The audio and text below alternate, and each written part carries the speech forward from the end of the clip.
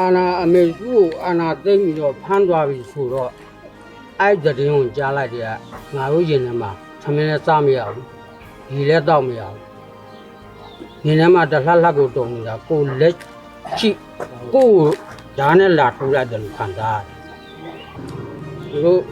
အာနာသိမ့်ပြီးနောက်တစ်နှစ်မှာစပြီးတော့ကြေးပါတွေပြည်သူတွေကိုလည်းနှက်ကြီးနဲ့ထုတယ်လမ်းတန်းထုတယ်ပြည်သူတွေကိုထိတယ်ဒါတွေလည်းကိုရင်ထဲမှာခံစားရတယ်ကိုတွေကိုမထိပေမဲ့ပြည်သူကိုထိရင်လည်းကိုကိုထိတယ်တို့ရွာတွေမှာအဲ့လိုအကြောက်တရားနဲ့ရင်ဆိုင်နေရတဲ့အချိန်မှာ PDF တွေဝင်လာပြီလို့သတင်းကြားလိုက်တယ်ကိုရင်၌ထဲကသူရဲကောင်းတွေပေါ်ပေါက်ငွေးထုတ်လိုက်တဲ့အတိုင်းကိုခံစားရတယ်သူတို့အထောက်အကူပြုလို့ဦးလေးတို့အသက်လာသူတို့လာပြီးတတ်သွားမယ်ဆိုလဲအသေးခံရတယ်ဦးလေးအိမ်မှာသတင်းဆိုလဲတနေ့မှပြတ်ဘူးသတင်းလဲကြည့်တယ်နောက်ဆုံးချင်းချင်းပြောရင်မင်းအောင်လိုင်းမျက်နှာပေါ်လာတော့ခြေထောက်နဲ့ကန်တယ်ပြင်းထန်ကြလာတော့မင်းကြီးကျမတို့ပြည်ထောင်စုရဲ့နေရာတစ်ခုခုမှာပဲပြိပက္ခဖြစ်တာပဲဖြစ်ဖြစ်ကျမတို့ပြည်ထောင်စုရဲ့သားသမီးတွေအနေရာမှာနာကျင်ခံစားနေရတာပဲဖြစ်ဖြစ်လက်သေးစိတ်ရလက်ထိတ်နာဆိုလို့မျှဝေခံစားနိုင်ကြမှာဖြစ်ပါတယ်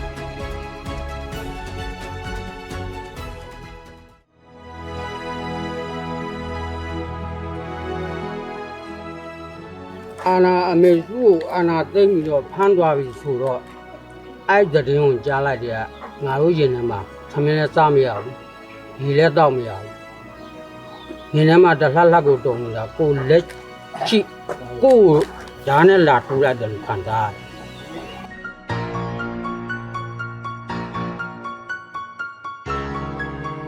ဟုတ်အရင်ကတော့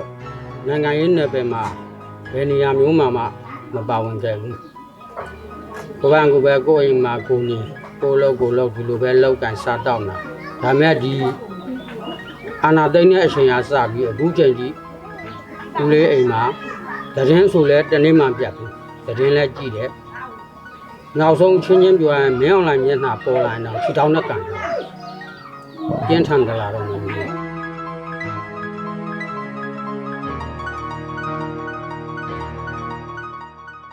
အာနာမသိမ့်ငင်က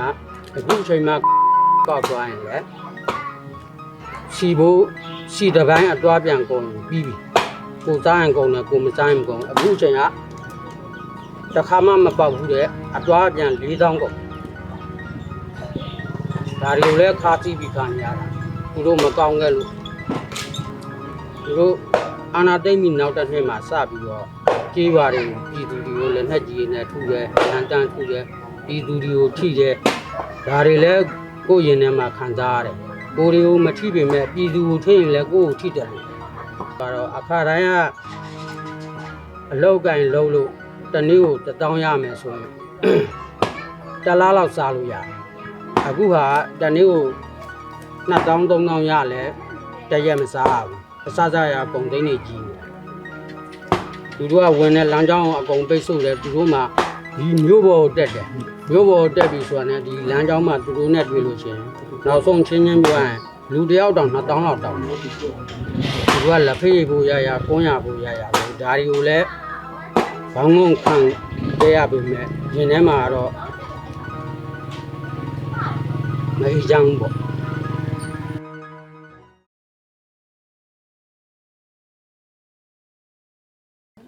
တို့ရွာတွေမှာအဲ့လိုအကြောက်တရားနဲ့ရင်ဆိုင်နေရတဲ့အချိန်မှာ PDF တွေဝင်လာပြီလို့သတင်းကြားလိုက်တယ်ကိုရင်၌ထဲကသူရဲကောင်းတွေပေါ်ပေါက်ငွေးထုတ်လိုက်တဲ့အတိုင်းကိုခံစားရတယ်။ဘယ်နေ့အချိန်ကြီးလဲအကုန်ထောက်ပံ့တယ်အကုန်ကျွေးတယ်နော်လိုအပ်တဲ့ပတ်စံပေါ့အစစရကူညီပေးတယ်ဒါပေမဲ့တို့အရွယ်တွေနေရတော့တဏှကညင်မြင်လည်းတို့မကင်နိုင်တော့စစရကူညီပေးမယ်ထောက်ကူပြုပေးမယ်အခုအချိန်မှာလက်ရှိလက်ကိုငွေစားသားတွေလိုအောင်မိပြီးတော့ဦးလေးဒီကလေးတွေကိုကျွေးမွေးတယ်ထောက်ပံ့ပေးတယ်အဲ့ဒါလက်ရှိအိမ်မှာလည်းကျွေးတယ်ကိုသားသမီးတွေဒီကိုမလာဘဲနဲ့ စားတော့လာမစားဘူးဆိုတော့မှဦးလေးကခေါ်တာဒါတွေကိုလည်းကိုဒီကလေးတွေကိုလည်းကိုယ့်အိမ်မှာလာတယ်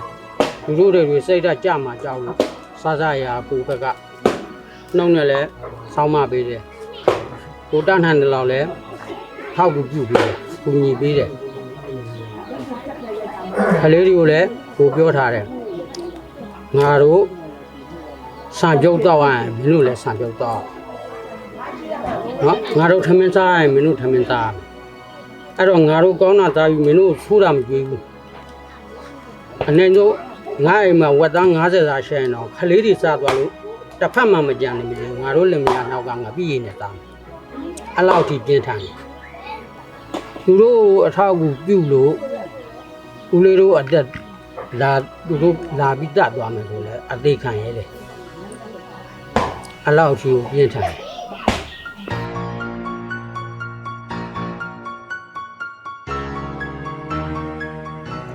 တရားတွေနဲ့ဘယ်လိုခံစားရလဲဆိုတော့ဒီလိုအပြည့်ပြည့်တွေကိုအားလုံးဒီတဲ့ထဲမှာလည်းအားလုံးကြည့်ကြက်ပြီးတော့ကို၌ဖြစ်တယ်လို့အချီကိုခံစားရတယ်ဒီကမ္ဘာလုံးအတွက်ပေါ့မြန်မာနိုင်ငံတစ်နိုင်ငံလုံးအတွက်ဖြစ်ဖြစ်တဲ့မိသားတွေကအစကိုယ်တိုင်ဖြစ်တယ်လို့ခံစားနေရတယ်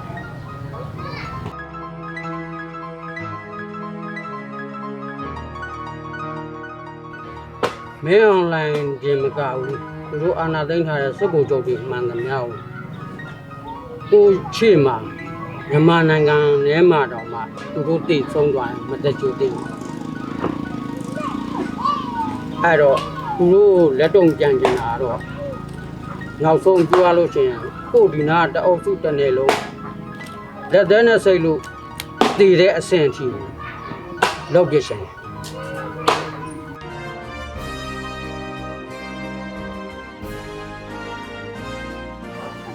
ဒီဒေါ်လာရလည်း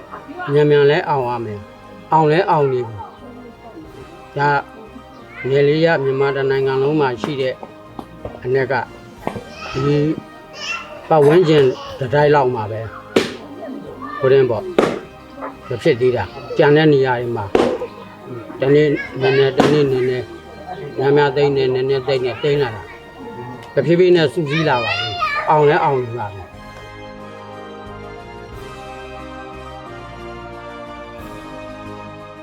အခုမြန်မာနိုင်ငံရဲ့အန်ယူဂျီဆိုရပေါ့အားလုံးပေါ့ဖွဲ့စည်းတွေအားလုံးအစုံအလင်အကြံပြုကျင်တာတော့ဒီပြည်သူတွေနဲ့တပေါင်းကြီးတဲ့စိတ်ဓာတ်တဲ့စုစည်းပြီးတော့เนาะသူတို့အဖွဲ့ကလည်းပြည်သူနဲ့တစိတ်ဓာတ်တဲ့ပြည်သူကလည်းသူတို့နဲ့စိတ်ဓာတ်တစ်ခုတည်းရှိလို့ရှိရင်တလန်းနဲ့ရှောက်လို့ရတလန်းနဲ့ရှောက်ရင်တခရီးတဲ့တွားတနေရာတဲ့ကိုစုစည်းပြီးတော့အားလုံးအောင်မြင်အောင်လောက်ကန်ဆောင်ရွက်လို့ရတယ်ပြည်သူတွေကိုအကြံပြုချင်တာကတော့ဒီကလေးတွေနဲ့ပေါ့ဘယ်အားလုံးစုကြည်ဝိုင်းဝန်းပြီးတော့ဝိုင်းဝန်းကူညီပံ့ပိုးပေးလို့ရှိရင်ဒီကလေးတွေကသူတို့ရှေ့ကိုလုံးမဲ့အလုပ်ကိုချောင်းမြောင်တန်းတန်းလုပ်လို့ရတယ်ကိုလိုချင်တဲ့လမ်းကြောင်းကိုလည်းခြောက်လို့ရတယ်အဲ့တော့ကိုကလည်းကိုနေလူသွားပဲကိုနဲ့ရွယ်သူရွယ်မြတွေလည်းအားလုံးစုစည်းပြီးတော့နော်ဝိုင်းဝန်းကူညီပံ့ပိုးပေးဖို့ဒီဟာကိုပဲဘာကြောင့်လဲဆိုတော့ဒီကလေးတွေကရှေ့မှာအလောလောကနောက်ပိုင်းမှာသူတို့စာဝတ်နေအခက်အခဲဟိုကပြည်သူကသာပံ့ပိုးတယ်ပြည်သူရှိမှသူတို့ရှေ့မှာလမ်းကြောင်းပေါက်ဟုတ်ဘူးလားအဲ့ဒါပဲကိုတွေလိုချင်တာကတော့